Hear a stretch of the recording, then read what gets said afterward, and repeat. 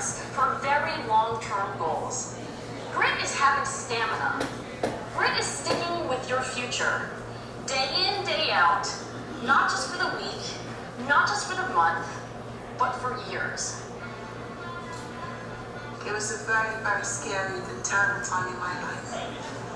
However, I decided to spin that challenge into an opportunity to better myself. Show my kids in the future that they can be educated, male and female in this country, and be educated and be a person of substance. 5 students started with the same major I did. By the time I finished Morehouse, I was the only one left. I declared my major as computer science. I was like, okay, this is where I need to be. This is my passion. I can do this. Now it's 4 years later, and I'm a PhD candidate at University of California at Berkeley, computer science education, and I'm still raising my child. I got my computer science degree from Stone College in 3 years. I've worked at NASA Glenn Research Center and MIT Space Systems Laboratory in the Aero Astro Department. I got the scholarship which allowed me to finish school. I knew that if I did not give up and I pushed through my pain, that eventually I will succeed. This is grit. This is grit. This is great. This is grit.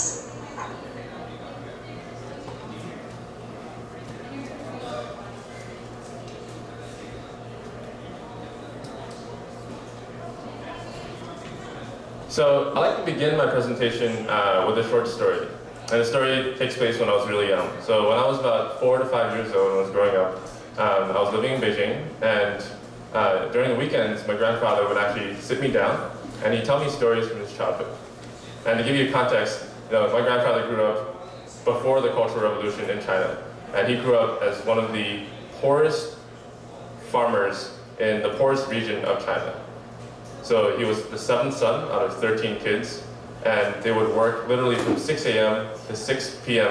at night, eat dinner, and then continue working until very late, maybe midnight into the night, in order to earn pennies, so that they could then buy the clothing they need. But throughout all of this, my grandfather had an idea. That he really did not want to see his life stretch out before him like that. He wanted to get an education.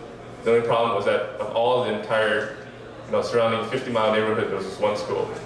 And in order to get to the school, he had to walk 40 kilometers to school. So while he was 10 years old, my grandfather embarked on this journey without telling his parents. And he walked barefoot to the school. And then he stayed at the school for several years in order to get a very primitive education. And when I was young, this is just a piece of family history. It was something that I heard and I sort of understood, but it wasn't really, it didn't resonate with me. And it was just, something that we told as over a dinner table. But later, when I faced my own struggles in education, when I moved from a place where I was excelling at, I was one of the top students in the school, to a place where I failed every single of the tests given to me, where I had to relearn a completely foreign language, where I could not read, could not write, and could not barely speak. Suddenly the stories of my grandfather became more than just a story. It became a source of inspiration. Because if this person, who I could see right in front of me, could endure such hardship, could endure such long periods of non-achievement, right, in order to attain his goal, which is ultimately education, so that he can better himself and better his family, then why couldn't I? Later, about 3 months ago, the US Department of Education hosted an event at Stanford. And this was put together to sort of try to boost the communication between tech entrepreneurs, policymakers, regulators, so that we can do something using all the cool technology we have today in education. And of the people there who were working on these projects, most of them were working on essentially financial calculators. They would help you calculate more accurately the cost of the financial aid you will receive should you apply to the schools of your dreams. And more often than not, those costs tend to be lower than what you expect. So going forward, we thought this is really cool. We think there's a new wave of cool ed tech technologies happening. What is really, really missing from the entire picture, something that we didn't fail to really tap into, is a human aspect, right? Like, why are we motivated to try to go through hell and back in order to get an education? So what we did is we compiled our stories of grit and perseverance, and we built a very simple website, a way for people to submit stories of their own. And we reached out into our friends and our families and our neighborhoods for asking for people who had ridiculous experiences in order to get their education. And we got a whole bunch of views, and more excitingly, we got a whole bunch of support, not only from the top researchers in the field, right? On the top here is Angela Duckworth. Let me skip this one. On top is Angela Duckworth, who won the MacArthur Genius Fellow just last year for her studies in grit, who is now leading a lab to try to understand how can we incorporate all the knowledge we have about human feedback loops into the delivery of human education. And we also got feedback from a whole bunch of people that we have never heard of before. And finally, the U.S. Department of Education was so enthused by the idea of the potential people who could present at their education data palooza. They chose us as one of the 10 potential presenters. And so we shared a stage with LinkedIn and these other educational technology companies that had $1 million in funding. And we were just working on this project for about a month. We presented to a room full of 600 people, most of them, the senior policy leaders in educational technology.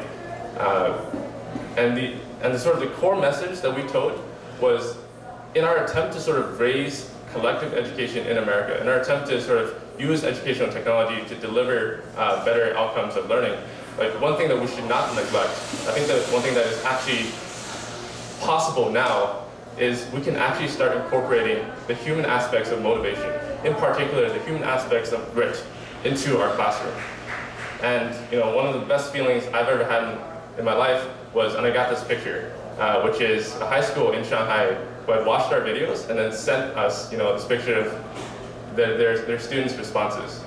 And as people, I'm sure people who work on their own projects here, if you work on something and then people who you have no personal direct relationship to, who come to you saying, I really enjoyed what you built, like that is one of the best moments.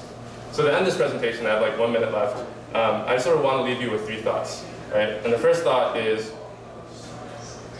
what do you think is possible? And this is something that we are trying to tackle at the basis of our program. By getting these videos of people who have gone through hell and back in order to achieve their goals, we are radically expanding the possibility space in people's minds. People who are female, who want to do computer science, who never had a role model before, we now give them role models. The second is, how fast do you think you can build it? Or how hard are you willing to work during that period? So in order to get this presentation in DC, to share the stage, in front of so many amazing people, like we spent an entire month over winter break when everyone else is spending time with their family. We literally hunkered down for 12 hours a day trying to get this thing together.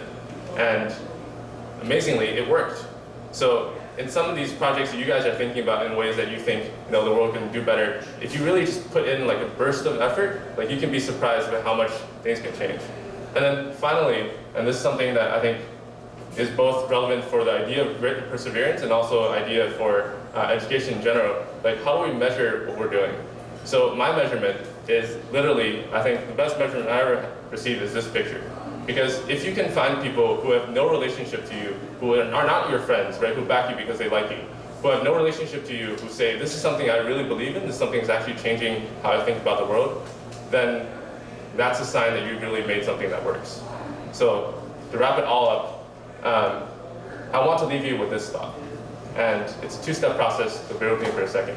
First, grit is this idea that when you face hardship, you don't say, man, why me? Why is God, or why is my life being bad to me right now? Instead, you say, wow, what a blessing.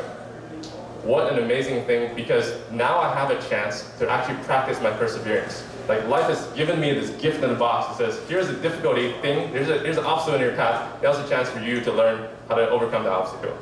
And if you reconfigure that simple attitude change in your life, like you will go out of your way to try to challenge yourself because you see that every opportunity, every struggle that you face is actually an opportunity to grow.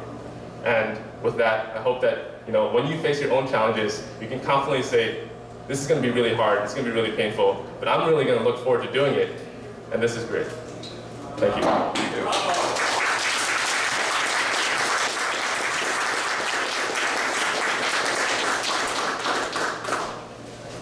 I think I'm out of time, but if anyone has any questions, feel free to either approach me afterwards or Go ahead. Let's move to the next speaker. Okay. What's that? You guys like it? Go ahead. We'll get that Q&A. How did you define grit, and partly you defined it early on in your talk before I got here? So we define grit as two parts. One is having the ability to persist over long periods of time in service of something.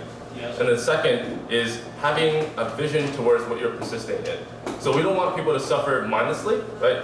But we want to sort of have people set a goal and then be able to walk all of the painful steps toward that goal.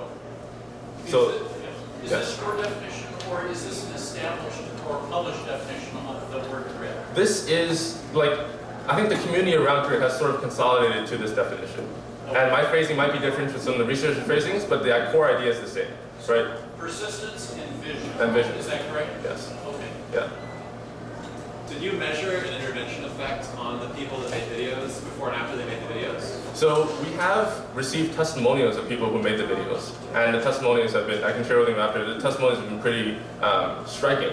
And one of the most encouraging things that's come out of this is that at the White House presentation was people from Khan Academy, and later I met people from one of the online MOOCs, right? And they say that they've actually been testing, A/B testing, simple strings of text when they're showing these online education essays. It says with effort, your brain can improve. With effort, you can get better. And actually seeing statistical significance when they have that simple message. So these people are really, really excited about what the potential is if we can inject a very rich human aspect of a fully fleshed video, or even drawing from what we saw earlier today, like a 3D simulation, right, of people. So I think that is an area that we're actively heading in, and we hope to have very powerful results soon. Are you tracking any people who try something that's sort of too hard for them? Maybe they try to start a project or a company, and it just falls flat on their face, and then they appear to fall off the map. They can't do anything for a while. I think that is a really good question.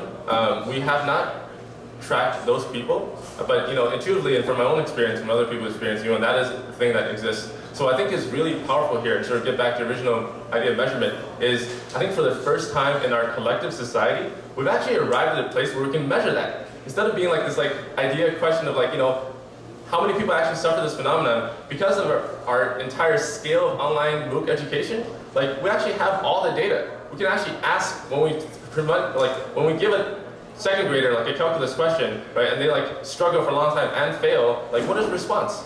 And I think to our deficit today, we don't have a good answer to that. But I believe that in this year, next year, the year after, if we don't make a dent in those questions, I'll be extremely disappointed about our collective ability to understand the human condition and how we can improve it with data. So, yes.